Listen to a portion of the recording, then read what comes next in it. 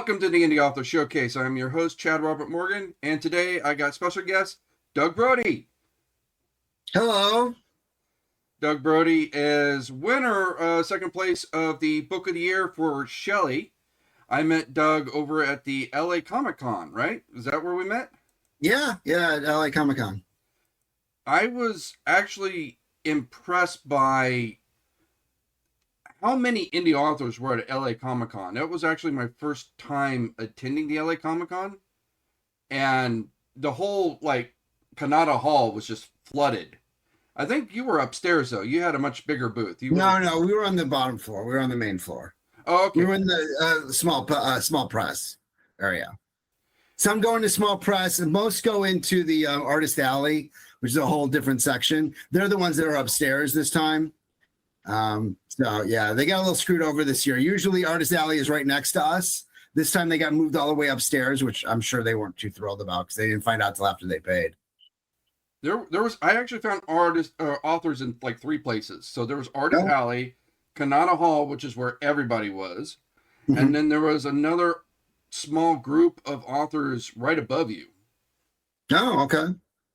So I'm not sure how that, I met one guy that was like pissed. He's like, you could see, this is the parking lot. You could see the lines for the parking lot. Yeah. We always do small press and we always do a corner booth.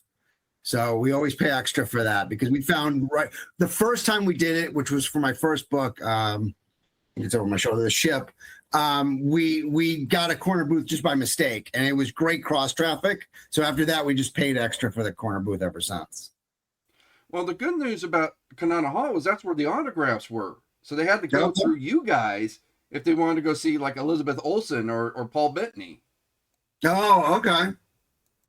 So we were down on the main floor, and we've always just I don't know, that's just always where we've been. We know a lot of the people now after all these years, so we kind of know a lot of the people that are usually around the same area as us in the small press area. So, well, how many years have you been doing it?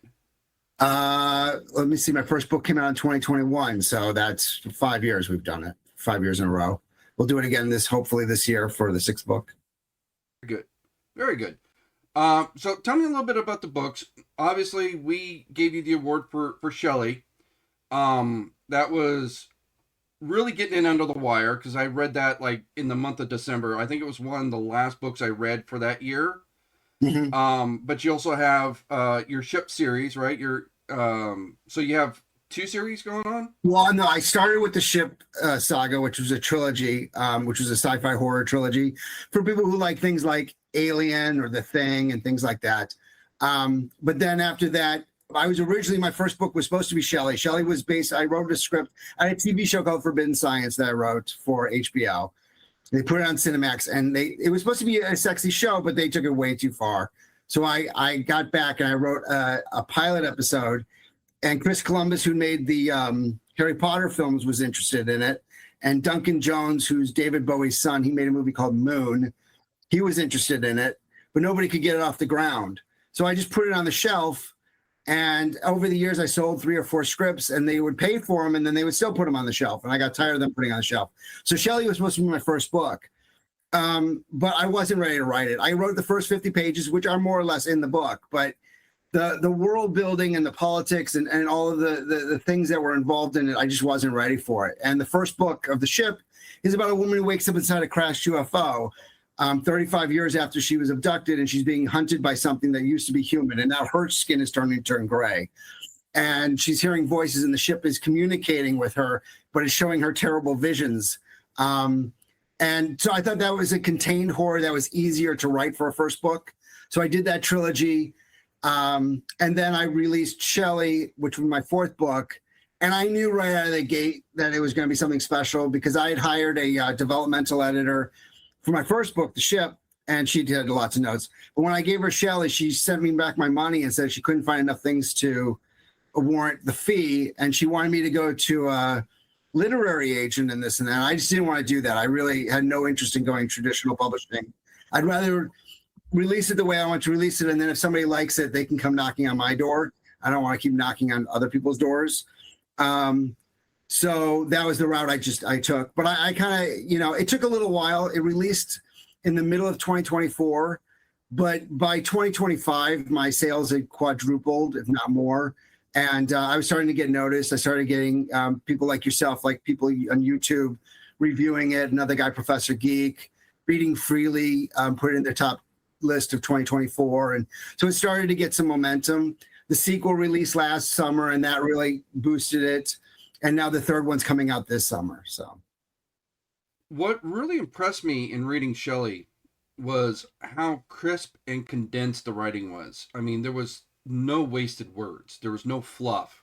Mhm. Um, when I read that first chapter, I think it was only like something like 10 pages, and I already had a sense of who the character was, what world we were living in, what scene I was in. It was really impressive just how much data was compressed in such a few short words. It was kind of reminiscent of that old Hemingway quote. What is the shortest, saddest story you can write? One pair baby shoes never worn, kind of thing, Right. right? Yeah.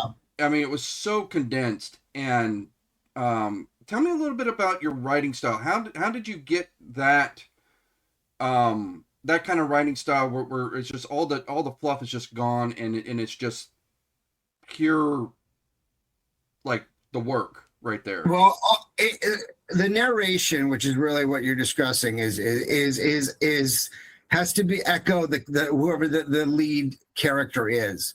And so for the first trilogy was a sci-fi horror, and for horror you want more meat on the bone. You need to describe the smells, the sounds, because you want to add tension to the characters. Shelley's a synthetic. Shelley doesn't get tense. Shelley doesn't get concerned. Shelley wants just get to the point. So the narration is get to the point. So it echoes the way Shelley would view things. Even though the book, although it's written in third person perspective, it goes back and forth between Shelley and her human counterpart, Jake August. But I had to pick a voice, and so I picked the Shelley voice, where it's quick and snappy. Also, it's a form of function kind of thing, where it's a mystery. So in horror, you want to have more meat on the bone, like I was saying. You want that tension, but in a mystery, you want to keep it moving. The best example of this is And Then There Were None by Agatha Christie. If you read that thing, it's almost practically a screenplay because there's so little description. It's almost 90% dialogue. Shelley is a 90% dialogue, but it is a good 70%, I would say. It's definitely leans heavily on the dialogue. And I learned that from Agatha Christie. I mean, there's a reason that book is the #1 selling mystery of all time. Shelley, for those of you who don't know, is the first book on Amazon. It's called Shelley, the Android Detective, but the book was really just called Shelley. But it's about a synthetic named Shelley who gets partnered with a human partner, and they're hunting a killer in Washington, D.C. And Shelley's the first synthetic in law enforcement. And it's, as one reviewer said, my favorite review ever was, think less Blade Runner, more X-Files with androids. So it's much more about the government conspiracies and what's real and what's not and what's really happening. And it definitely echoes some of the things in our world today, just taken another 50 years into the future or so. It reminded me a little bit of that old Tom Selleck movie. I think it was called Tracer, where they're seen it. It didn't have a synthetic main character. In fact, it didn't have androids at all. But Tom Selleck was a cop who was in charge of tracking down or stopping rogue robots that were basically malfunctioning. Okay. And then he gets wrapped in a murder mystery where these malfunctioning robots are not actually malfunctioning; they're actually being programmed to murder. Oh, okay. And not exactly the same, because again, Shelley is, as you say, an artificial person. That actually brings kind of a unique spin on it, because she is, as it says in the book, she's hunting her own. Yeah, well, the whole idea with Shelley, all three books, and as the new book actually says in the title, it's all about evolution. I can't say how the first Shelley book is about evolution because you're going to have to read it. It's got a big twist ending. But that whole series is about the evolution between man and machine. And so the murder mystery, it's the wrapping paper. It's what brings everybody in. And the whole book is about the murder mystery. But if you look even just a little bit under the cover, you'll realize quickly that it's talking about, where we've been with slavery, our own country's history and looking at that towards the future and future technologies and things like that. So, evolution is certainly the main thrust of all my books. I got that because when I was a kid, the book that inspired me to love science fiction, at least reading science fiction, was Childhood's End by Arthur C. Clarke. And that was all about evolution. If there's a single person watching this who likes sci-fi and has not read Childhood's End, you should read that. I'd like you to read Shelli, but you should definitely read Childhood's End at some point too.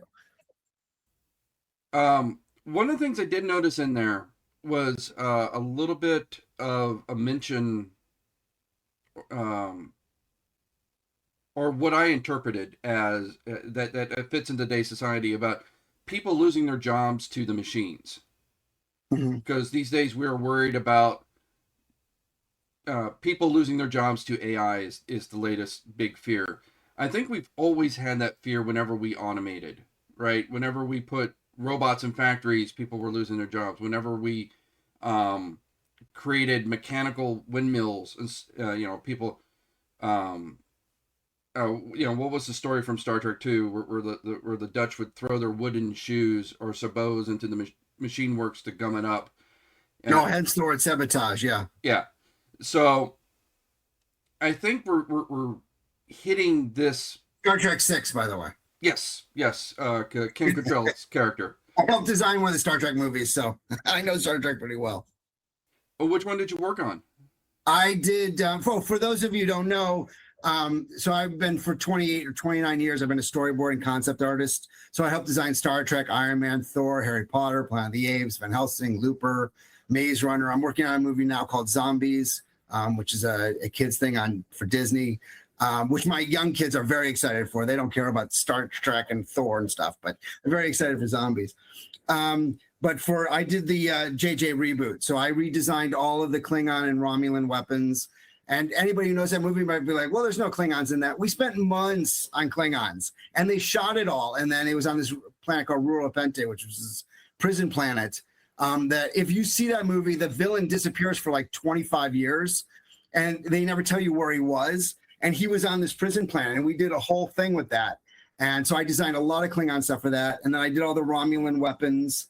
But yeah, they cut all the Klingon stuff out, but the Romulan stuff is still in there. And I did the tricorder.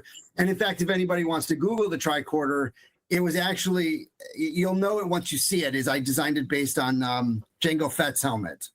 So, because I had Art of Attack of the Clones on my desk while I was working on that movie. It dates when the movie came out, but yeah, so for Star Trek fans out there, yeah, I helped redesign all that JJ stuff for the first one.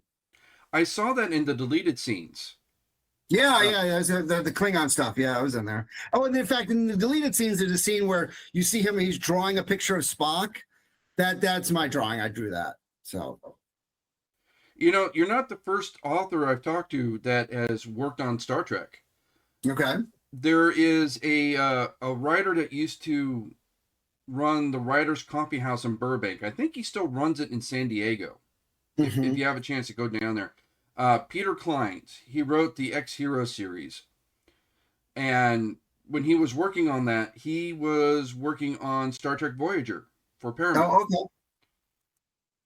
Yeah, I know that a lot of people who are working in the film industry, it's not surprising if they switch over to publishing. The film industry is not a great writer's medium. It pays well. But like a couple of years ago, I sold a script. I think I got like a $25,000 advance. And then if they make it, you get another $500,000 or something. They never make it. Then what happens is a lot of production companies, if they like a script, they'll buy it because they don't want anybody else to get it. But then it just ends up on the shelf. And the problem that I went into publishing because I wanted my books released. Another thing that I would say to writers, whether you're in the film industry or whatever your industry is that it's really important to own your stuff.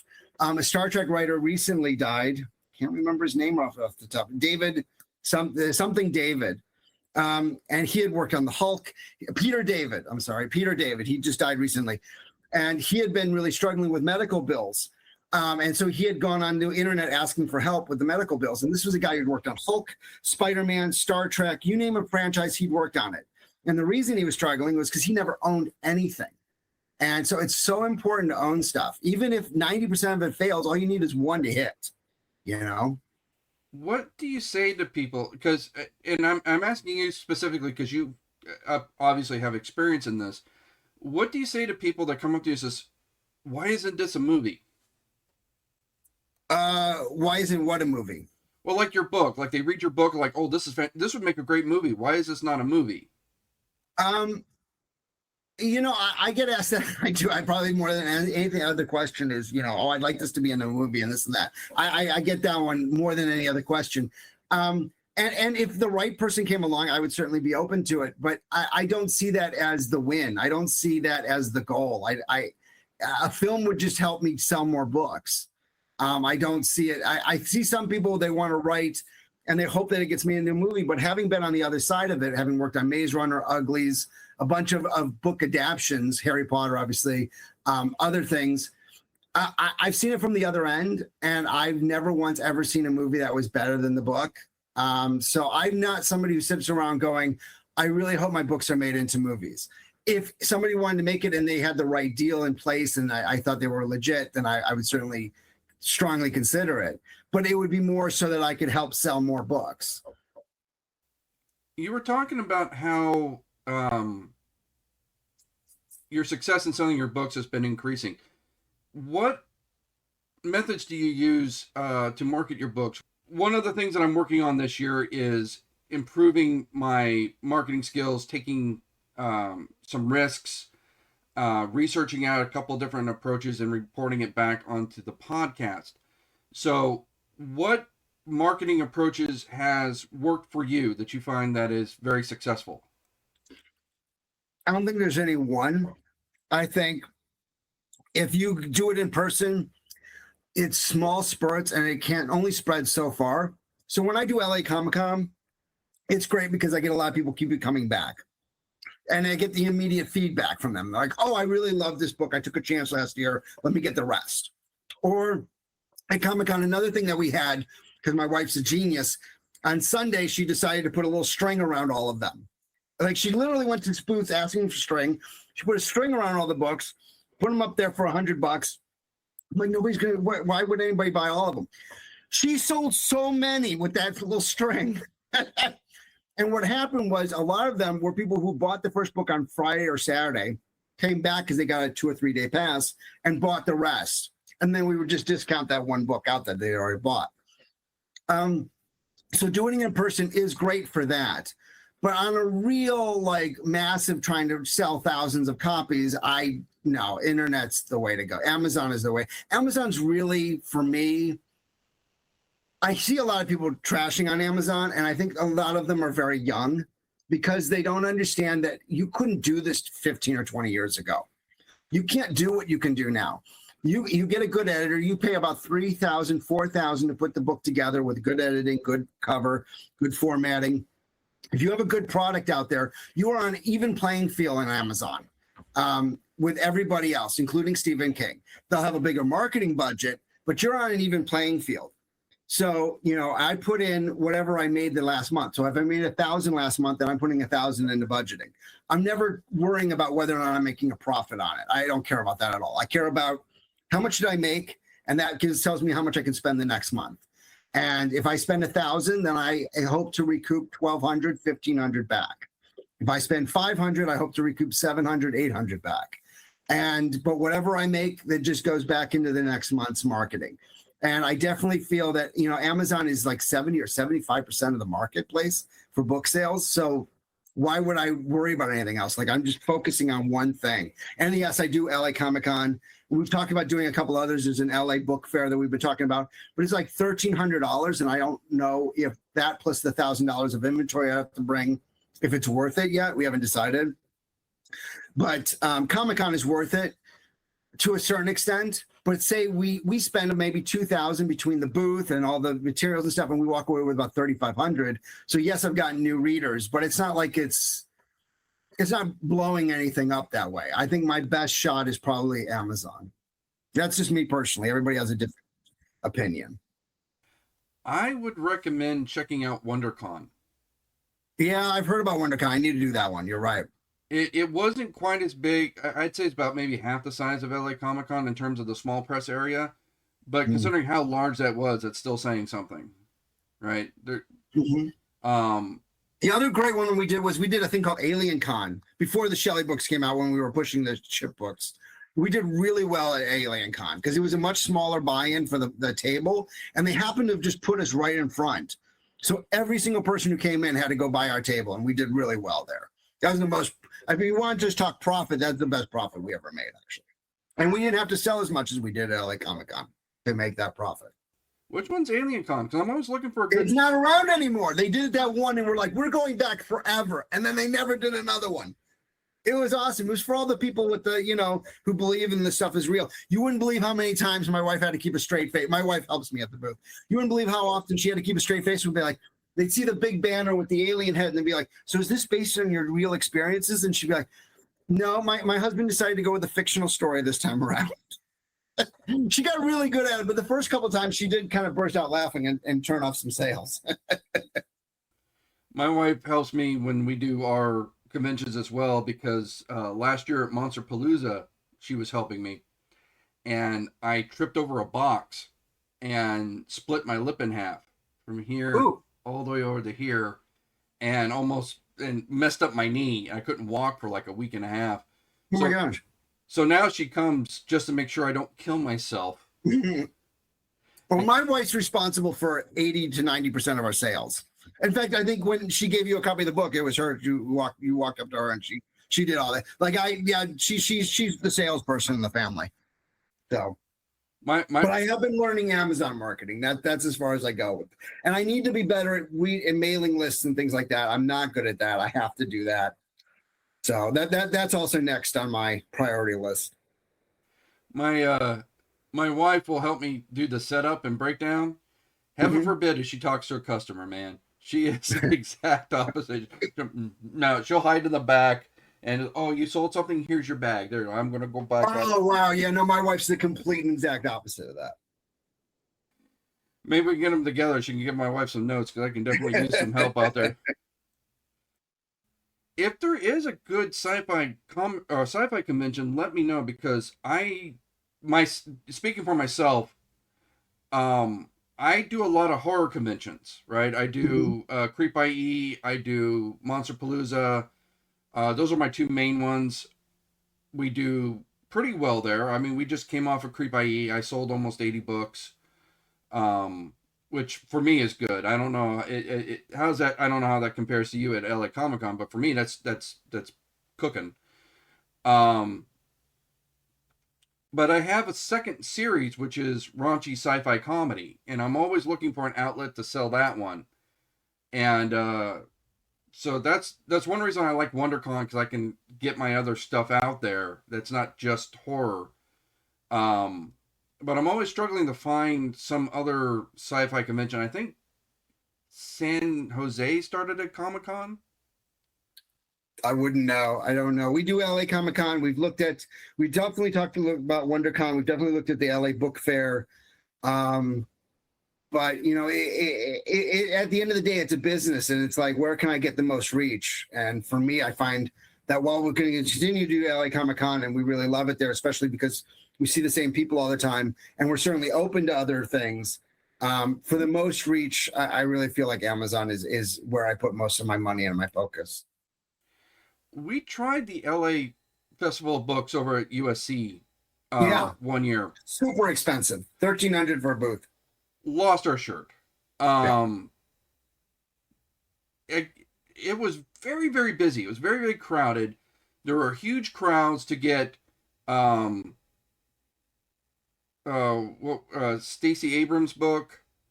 They were there to get Matthew Perry's book, because he was alive at the time. He had just published his book shortly before his death. We had I'm blanking on her name right now, but congressman from just down the road in Irvine. Her book was out. Huge lines around the block to get them. Everybody else I talked to was like, "Yeah, we took a loss." No, they didn't want to talk to anybody else. I mean, it depends a lot on a lot of other factors too. What kind of books is that audience looking for? One of the problems with something like that is I don't know what the audience is looking for there. So if we do it, we might share a booth with somebody. We've talked about that. We met somebody who's in a different genre than us. That might be worth doing that. I have to see his cover and I have to see what kind of marketing materials he has, because it has to be of the same level.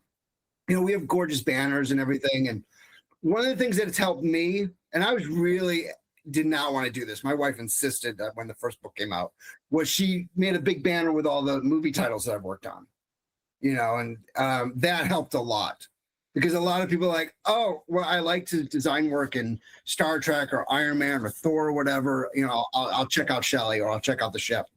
And that helped a lot with our booth. I think we probably do better than most people at LA Comic-Con. In fact, I know based on conversations with other people that we've been lucky in that regard. And I think that the credits and some of that has helped. Also, sometimes some of the conventions, we did a Vegas Con and they gave us a free booth in return for doing some or those panels. So I did a panel on working on designing Marvel movies, and I did one on designing Star Trek, and that brought a lot of people down. And then when they come there, then my wife's literally on the side next to at the door, like, hey, come on down to our booth, check out our books. Here's a bookmark. And then they come down to the booth and they want to look at some of the artwork that we had from those movies. So I have an angle there that other writers wouldn't have, and that has proven to help a bit. It's gotten me into some people's consciousness that they're willing to try it out because they like some of the movies I worked on, Oh, So if you have any kind of angle that you can use, then I would use that angle. If I'm speaking to any writers who are listening, I just happen to have lucked out that I had that angle. Oh, undeniably. I got a coworker, my boss, actually, at my day job. He last year wrote a book. It was a sequel to an H.P. Lovecraft story that he was a big fan of. The Rats Beneath the Walls. And I know that story. Yeah, he wrote he wrote Okay. he wrote the sequel to it. So he goes. We have another coworker who's also my boss. Everybody at my day job is my boss. I am the lowest person on the totem pole. Okay. So our lead artist, Chris Williams, who's the guy that helps me with my covers for my books, just on his spare time, does great. People that sells books is his covers. So just putting that out there, he's awesome. He had a booth at San Diego Comic-Con to promote his personal stuff. And that's what got me started in this, because it's like, well, I'm not going to use it this year. I'm trying to offload it. Do you want to borrow it? So I got to go to San Diego Comic-Con for free. Yeah. So last year, Scott went down with his book. And he's like, well, how many am I going to sell? You've done this before. And I said, well, if you sell 100, you're doing great. He says, 100 a day? I said, no, 100. If you sell 100 out of the whole thing. When I did San Diego Comic-Con, I had 3 books. And I did about 90 between the 3 of them. And I thought I was doing fantastic.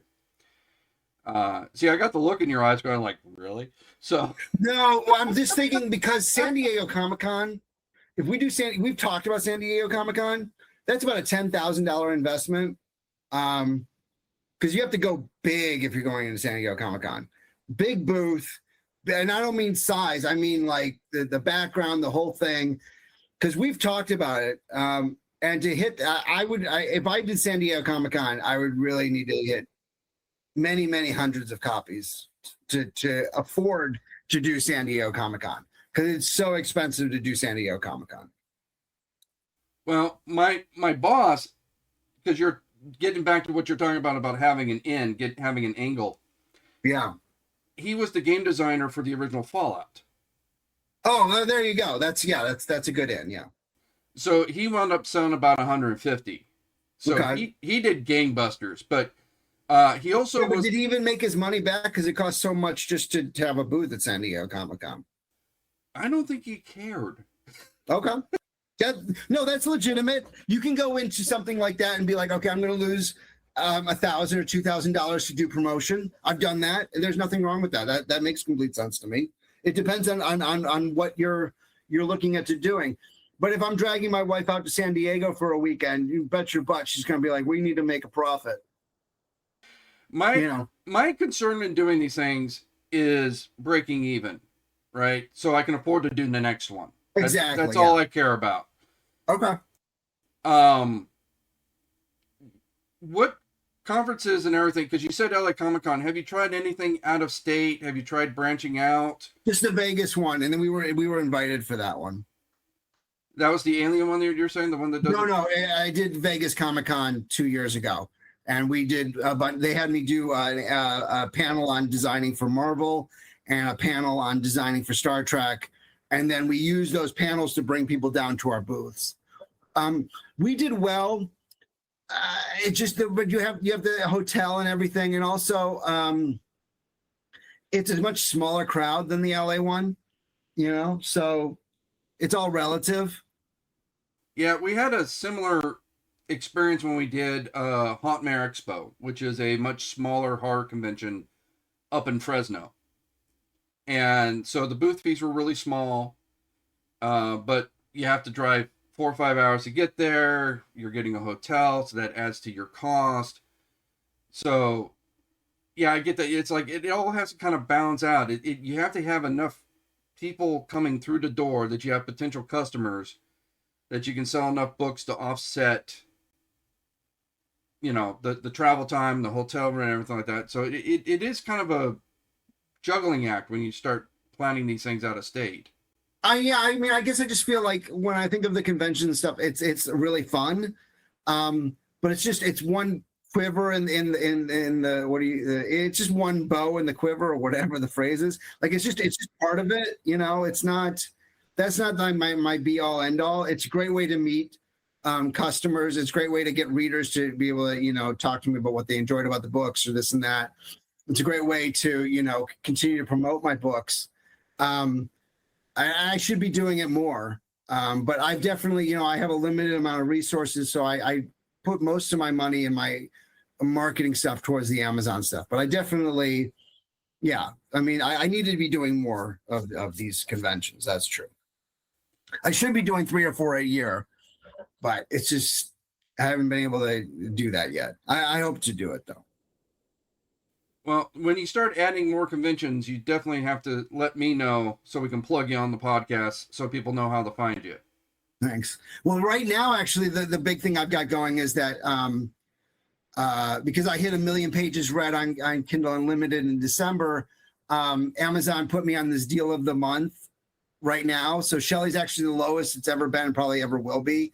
They brought it down to $3.49, which is half price for the Kindle.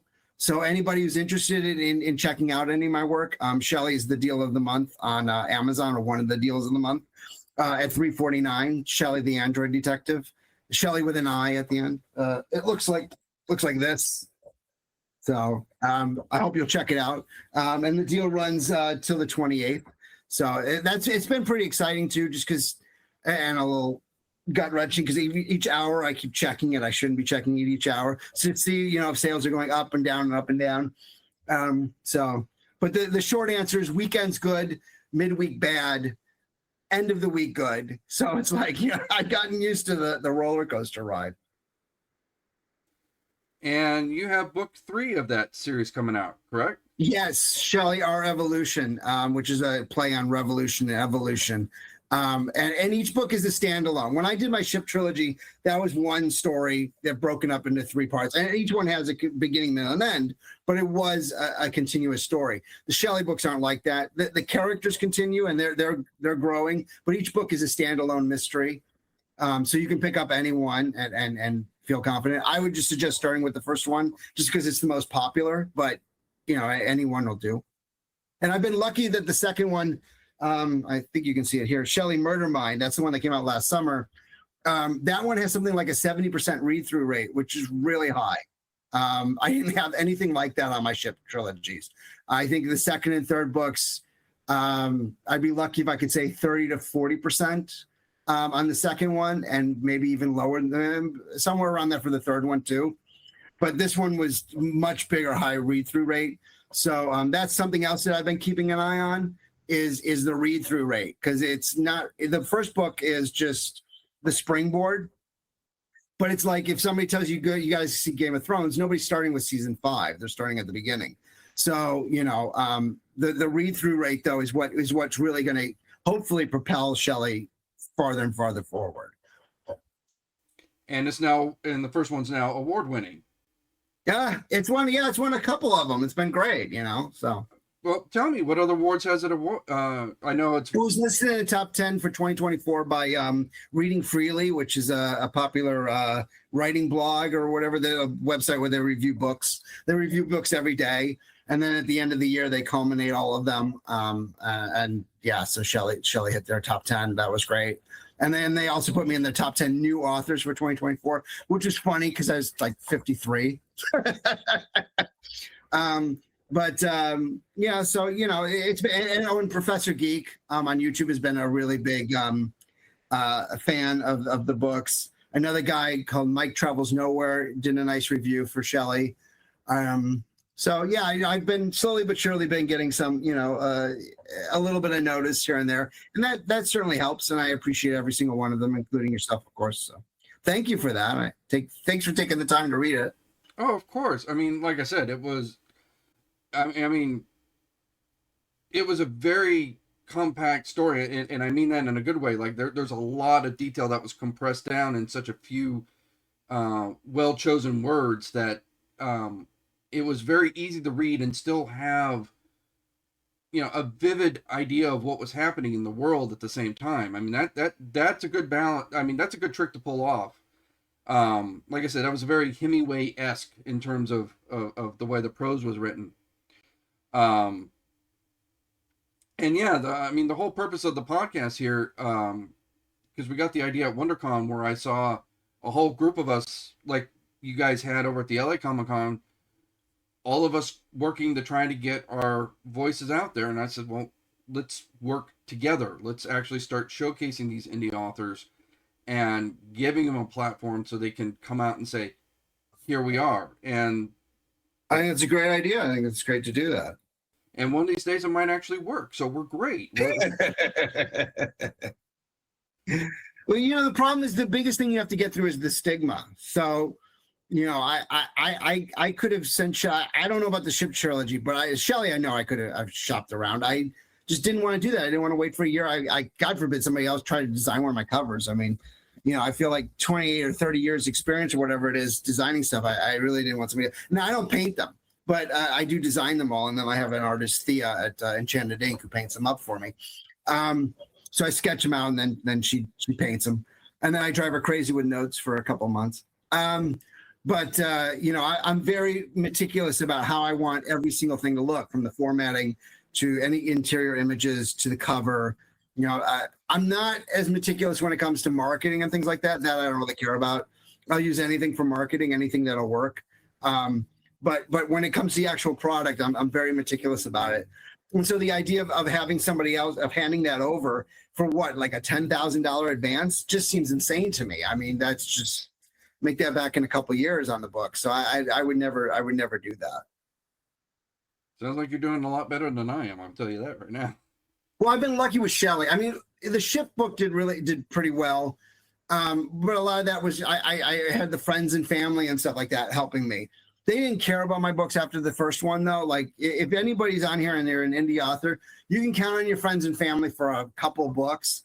But by the time that the 5th book came out, Murder Mind, I mean, I was showing it to my wife. She's like, "Oh yeah, that looks good," and then just went about her work. People just, it's not the same. So, I lucked out that Shelli was written for a wider audience, and I was conscious of that. I was also hitting a couple of genres. I was hitting the detective mystery genre, which it does very well, and so that helped a lot.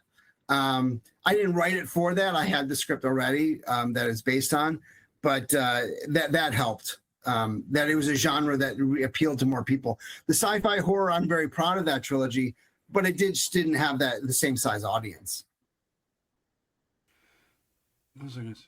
Okay, now I'm having a senior moment because I was going to say something. Been there. Well, you're young. I mean, you're only 53. I mean, I'm 54. I turned 54 this week. Really? Yeah, 54 this week. Oh my God! See, we need to start like a geriatric club here, a geriatric writers club. In my day, when we had the typewriter, and Yeah. oh, I'm getting too old for these conventions. I'll tell you that. Well, that's a lot of It's a work. lot of work. You don't do any stuff online? I do, but I'm not successful in doing anything online. I mean, I put it out there. It just never goes anywhere. Like, How much are you putting into marketing, and what kind of marketing are you doing?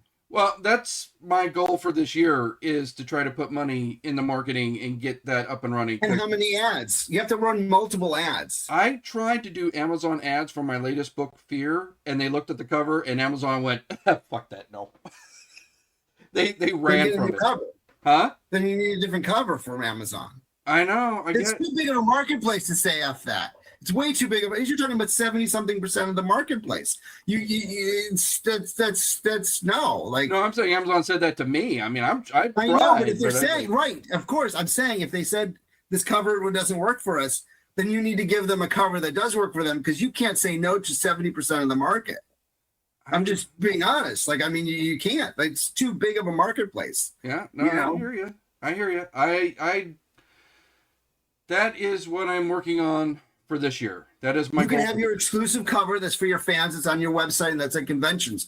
But dear God in heaven, I would make your top priority making an Amazon version. Absolutely. It's just too big of a market. It is the market. I mean, like if somebody said you can get your books into every single Barnes and Noble, or you can get one big day email blast from Amazon, man, I'm taking that blast every day of the week. You know, they absolutely. Amazon's it's just too ginormous to ignore. That's just my 2 cents, but I feel pretty strongly about that. Yeah. I mean, no, it's because I'm old enough to remember that it's so hard for an indie author to break out, that now they've given you a platform. I would never read a Kindle book. I'm not into Kindle books. I'm not knocking anybody who does. In fact, please do, especially now that it's on sale. $3.49. But the Kindle market has changed the world of publishing across the board, because it really does put an indie author at the same level. My big competitor is not Stephen King. My big competitor is Martha Wells. And right now, in the androids and aliens, robots and androids category, she is the top 10 slots, and I'm number 12. There's one other guy at 11. But she is the top 10. I can't break through that 10. I've been trying forever. Shelli's at number 12. So it hovers between 12 and 13 most days. And I can't break through that wall. But I'm right at that wall. And anybody else, I wouldn't even be in that wall, because Amazon is not just about categories. They have subcategories like this one. They'll have subcategories for your books, and you can find a niche within there and raise up that ranking. And I just think that we would never have the opportunities that we have now. Okay. I would say this: you can't sell your book today like you would in 1999. You have to sell it like people are today, those young whippersnappers are at 2026. Because even if those young whippersnappers aren't making good books, they're the competition. It doesn't matter if their book is better or worse or whatever than mine. They're their competition, and I have to look at least what they're doing, So like on my Amazon page, I use this A+ content, which is, I use just AI generated images, but I work on the AI generated. It's the only thing I use AI for. But it's really good because it makes it look like a more professional page, so that I am on the same level as a big marketing team that I can't beat in the real world. If I go into, I don't let my books be on Barnes and Noble. I've never offered that. If I did, it would crush me, because God forbid Amazon, Barnes and Noble says, this looks like a cool cover. Let's buy 200 copies. That could crush me. They buy 200 copies. They return 180 of them because only 20 sold. I have to pay for both the manufacturing of the book and the shipping of the book. And that's a lot. So I go to the one that's the cheapest and the easiest, and all my money just goes towards the marketing and the budgeting. So that's my really long standing on the soapbox speech. On the Barnes and Noble, you're talking about like if they order it through Ingram Spark, right? Because you have to set up your Oh yeah, for those of you who don't know, I guess nobody would know. I do it two ways. I do Ingram Spark for hardcover because they do beautiful hardcovers, and I do them for paperbacks for everybody outside of Amazon, and then I do KDP paperbacks and Kindle both through Amazon. And one of the reasons I do the paperbacks through the Amazon is because then I can get pre-orders up. You can't get. I'm sorry, no. Sorry. I do Ingram Spark paperbacks because you can't do pre-orders on paperbacks on KDP paperbacks, but you can on Ingram Spark. So what I do is I put the Ingram Spark paperback up for the pre-order, usually a couple months ahead. Kindle is several months ahead. Paperback is a couple months ahead. And then the day it releases, I switch it over to the KDP version.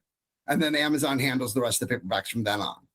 What I do, because I'm on KDP as well. It's on Amazon, but I put it through Ingram Spark just so you can have that returnable. So bookstores can buy it, right? And every once in a while, I have a book that'll show up, like 2 or 3 times a year. I'll have a book show up. I'm like, who the hell ordered this? Why is this here?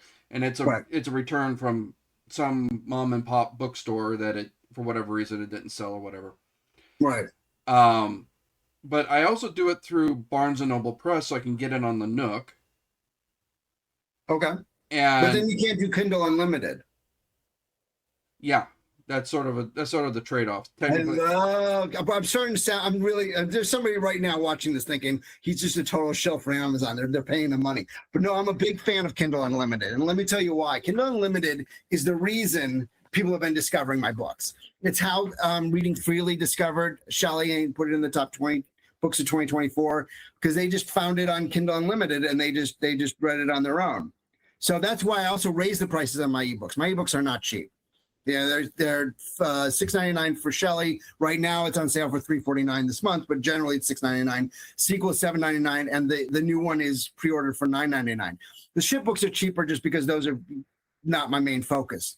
But then the way I counterbalance that is then it's free on Kindle Unlimited if you're a subscriber to Kindle Unlimited, and I got 1 million pages read last year on Shelli, and that's what got it the deal of the month. So. On 1 million pages, I'm making $4,000.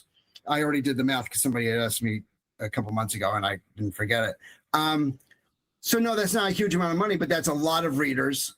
And, I'm sure that 4,000 just went into the wash of marketing and stuff, but that's totally been worth it to me. Instead of diversifying, basically, I zoned in on one thing. The other thing that actually started my self-publishing journey, and I had a lot of early success with, was getting the books on Audible. Yes. There are a lot of times when I've had customers come to the booth, and I don't have time to read. Mm-hmm. It's on Audible. Oh, I've had people buy it on QR Audible. code. You got that QR code ready for them to scan, right? Usually I do. That's the QR code. What I usually do, I didn't have it set up this time because I lost like several of my little standees. I don't know where they went, but I had little standees for each book so they can do the QR code. It takes them to the landing page for the book on our personal store. From there, they can buy it directly from us, which we have that set up through Lulu Press. It's the only reason I use Lulu is if they order it directly from us. Or they can find the links to Amazon, Barnes & Noble, iTunes, Audible, and it's all right there on one page. It's a lot of choices, though. I give them a QR code that takes them to one place and says, okay, great, you want the audiobook? Here's a QR code, and you do that, you get some bookmarks or whatever it is my wife's giving out. She's always giving something out. And if you want to get that right now, we'll give you the other goodies that you get along usually when you buy a book or whatever. So I think that's an important point because there's a lot of times when people at the booth are just flooded with information, and you got to kind of simplify things because absolutely everything's simple. First person, when a person walks up to my booth, my wife or I, usually my wife, asks, "Do you like androids or aliens?" And then they say, and then we take them to that book. Ironically, although Shelli is absolute king online, Ship is king at the booths. Ship does better. Because it's a little more fringe. It's a little more indie. It's a little more edgy.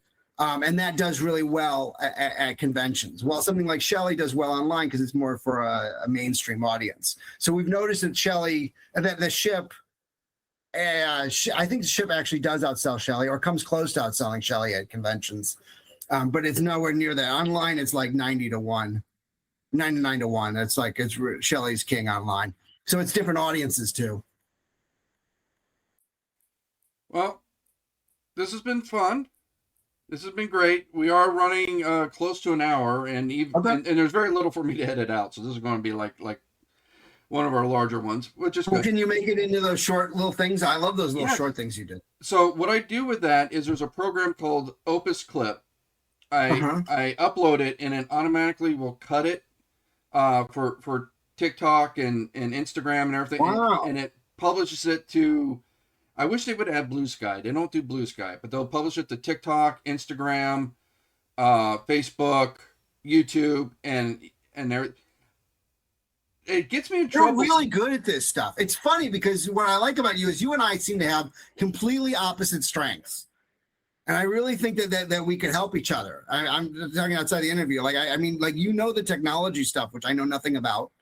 And I think I could help you a bit with the Amazon stuff. I really think, because you know this stuff that I don't know anything about. It's amazing. I wish I knew half the stuff you knew.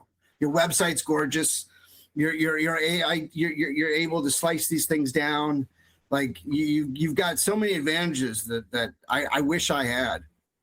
Sometimes the Opus Clip doesn't get me a nice clip. There's been a couple of times when somebody it clipped it short and they're like, what book are you talking about? And it's like 3 minutes later in the video, That happened when you did Shelli. The Shelli was off camera when you were talking about Shelli. I noticed that. Yeah. And they're like, what book are you talking about? And I had like that, but I know, for example, we were just talking about another author, Erin Lewis. She just has a new book coming out, and I was plugging it, and the AI completely misspelled her name. And I remember when we did the interview, the AI did the same thing. I had to go in manually make corrections. And the last time I didn't bother, because I got a lot of personal drama going on right now. So I just blasted it on the internet, didn't spell check the AI. And so it misspelled her name. I'm like, oh, I'm going to hear from that. So.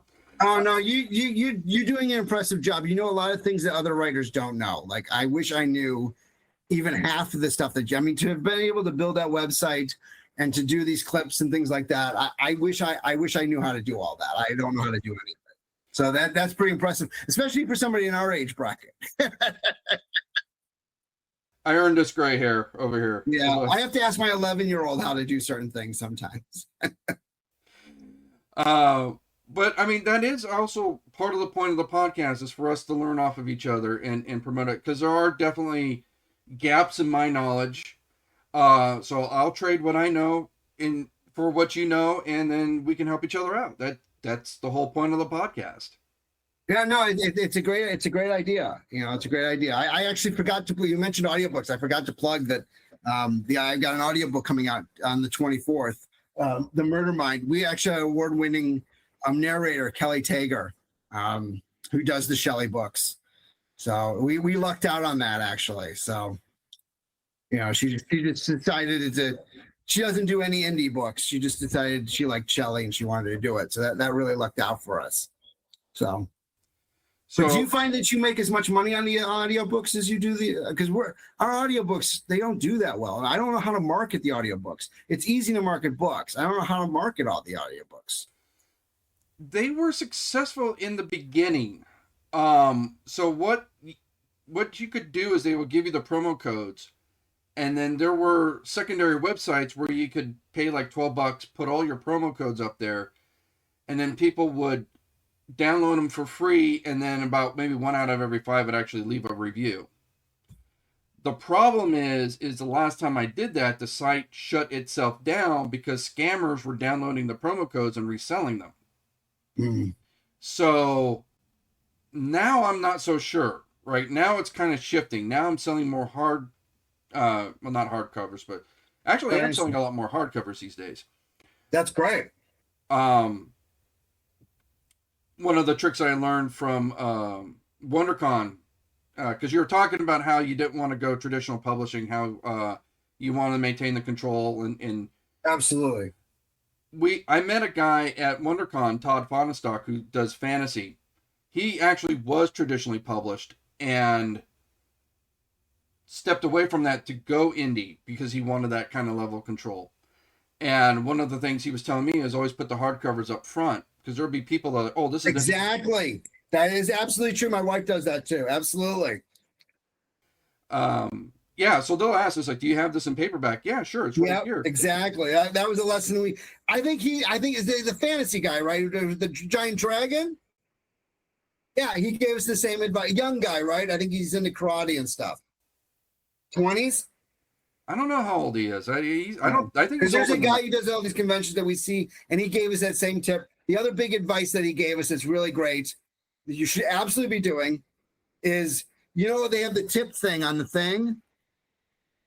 When you do a credit card, there's a thing you can set up so it asks if they want a tip. So you just put the credit card in there, and then when that comes up, you just offer it to them. And I was shocked. We got enough tips to pay for the booth last year and the year before, and I think the year before that too. So that's about $800 worth of tips. Really? Yeah. I don't do it. I feel very uncomfortable doing it, but I got better at it because I saw how much money it was. I mean, at the low end, we're talking 400 to 500 at least on tips. So we've had people who will buy a $20 paperback and then leave a $20 tip. We've had that happen multiple times because they want to support the little guy. And you'd be surprised by some of the people that do it. They're not like the rich money bags people. This is the best advice we ever got at Comic-Con. We got it, I think, the first or second comic. I think we got that the first Comic-Con because my wife, as soon as we go to Comic-Con, she goes and talks to everybody around that she thinks she can learn something from. And that was one of the guys she talked to, and he gave her that advice. And I was so against him. Like, nobody's going to want to tip. That's just rude. Blockbusters paid off because our booth is $850. So even if we're only making $500 on that, that's cutting it way down, So no, the tips is a big, big deal. That's the single best piece of advice I can give you right there for Comic-Cons or any kind of conventions. You know what I'm talking about, right? When you put it in, there's there's a button you have to hit to make it show so it asks for a tip. And then you just do that. And most will hit no tip, but some will absolutely hit tip, and you will definitely see it. You'll definitely see it. I will definitely have to try that for the next one. That's absolutely, and do it from now on. Whether it works or not, just keep doing it. It will absolutely pay off. I will try that for WonderCon. I am definitely that's on my to-do list. That was the single best advice we got. But yeah, the hardcover in front was another one we got later on that we used. Yeah. So where can your fans get you next? Shelli is going to be on sale. The third Shelli's on sale right now on Amazon. It's the deal of the month, so it's on Kindle for $3.49. Of course, you can get the paperback and the hardcover if you want. Paperbacks are $14.99, hardcover is $30. But right now, I would suggest anybody just take a chance on the Kindle. I mean, at $3.49, it's worth checking out. You can even just check out a few pages and then decide if you want to get a physical copy. But it's never that low. That's the lowest Shelli's ever been and probably will be. So it's a good chance to jump on. We also have the third book is now up for pre-order. That comes out this summer. And the audiobook for the second book, Shelli Murdermind, arrives on August 24th. But the main reason I'm on here, the main thing that I would push people to is the deal of the month, just because, it's not a deal that comes along very often. So it actually never come around. I've been around for 5 years now, so it's the first time. And of course, you'll be at LA Comic-Con again, right? I sure hope so. Knock on wood. All right. Well, I'll look for you then. Doug, thanks for being on the show. Thanks for having me. Of course. And thanks for all the praise for Shelli that you gave it. I really appreciate it. It was warranted. It was earned. Thank you. And I'm your host, Chad Robert Morgan. I will see you at WonderCon this year. Follow